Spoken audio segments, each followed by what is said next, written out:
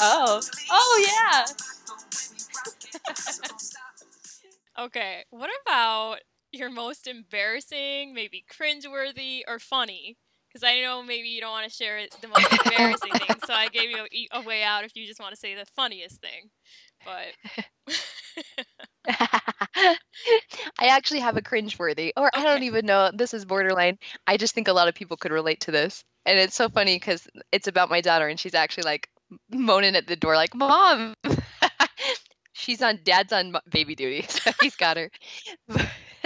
But when I first started, my daughter was 5 months, and I get this question all the time on YouTube is, what do you do when your daughter wakes up? Yeah. And all the time it's asked because it's a valid concern. And same thing with me. My husband's gone about 3-4 days a week, and I keep my same teaching schedule.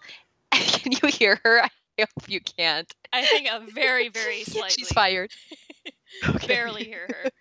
This is so fitting for this story. So I was so scared she would wake up. I was only teaching maybe 2-hour blocks, and she did wake up. And I remember I had to go grab her. I have her in class, and I'm just like this new teacher, just trying to teach these objectives, trying to hide her, and she's screaming. Oh, she was screaming. And my student was like, "It's too loud." I was like, what do I do? What do I do? And I learned from that moment on that you don't bring Ava into the classroom if she's screaming. You go say, 1 minute, please, and you go give her a binky. I had to retrain her on how to take the binky, and I actually put her swing in my classroom. She would just watch me teach, and she'd sit over there, this little baby, watching Mom, and she was happy as could be. I didn't have that issue. The first time it was like, knives, and I learned from it. I learned by fire. Yes, exactly. And that was actually that was kind of cringeworthy. I'm sure.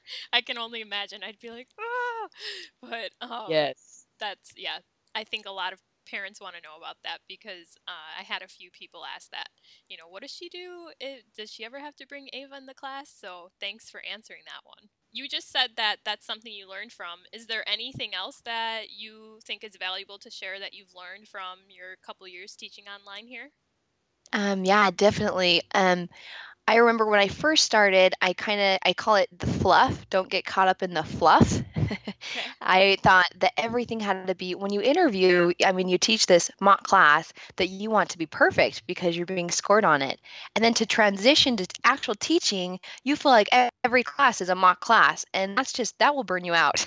If I feel like I have to have every single prop perfect, every single thing just perfect, then I really won't be teaching a lot or getting a lot of experience. So I always say the best thing to do is to nail the basics, the teaching strategies, and I'll mention those. There's a question coming up where I'll go over those, but don't get caught up in I have to have everything perfect. Rather, focus on yourself as the product. How can I be a better teacher? Yeah. So learning strategies that they apply to every lesson. Once you learn those strategies, then they're applicable to all levels and all ESL teaching. So that's the biggest bang for your buck. That's where you really should be spending your time when you start, rather than perfecting every single lesson. That will just wear you thin. Yeah, definitely. It's very true. That actually brings me to another Q&A question. Since it fits right along, I thought I'll throw it in. But there was kind of like a word on the street question. So, and you don't have to answer this. You can say pass. Okay. But anyway, somebody was saying that VIPKID doesn't like the YouTube channels. And what's the story with, mentor teachers and YouTube? And she said something along the lines of that people have watched the YouTube videos before they take the mentor or the mock class. So has VIPKID said anything about that to you or to the mentor teachers? Because you're a mentor teacher, right? Yep. I do the mentoring. So that's a great question.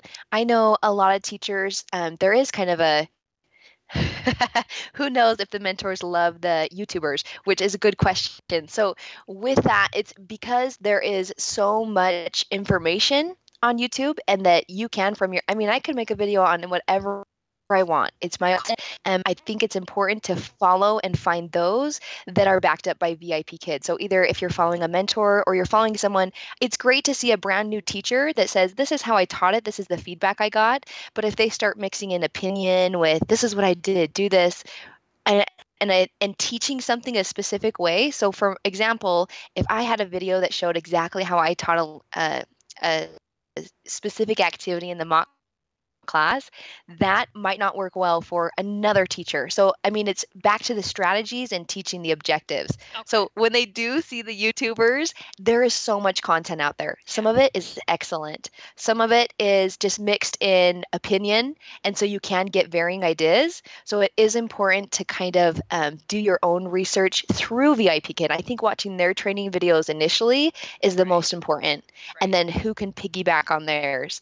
And most of my videos are on, there's I think 4 YouTubers that are linked off of VIPKID, and they actually ask to use some of my content. They'll email it out to new applicants. So I feel like that validates the content. But if I have something that is, let's say I did a mock class video and it was for their mock class 2, and they didn't like, there was one strategy or one question I asked that they were like, everyone is asking this and we don't like it, because everyone would watch that video.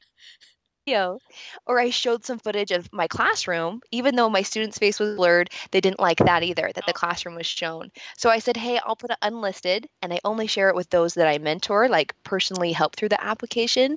So they will reach out and let you know if something's not in alignment, if it goes across their radar, if it has a lot of views or something that people see a lot and they see a trend.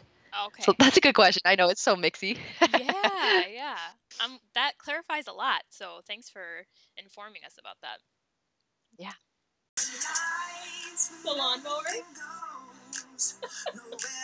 Oh yeah, shopping cart. Throw it away. Throw it away.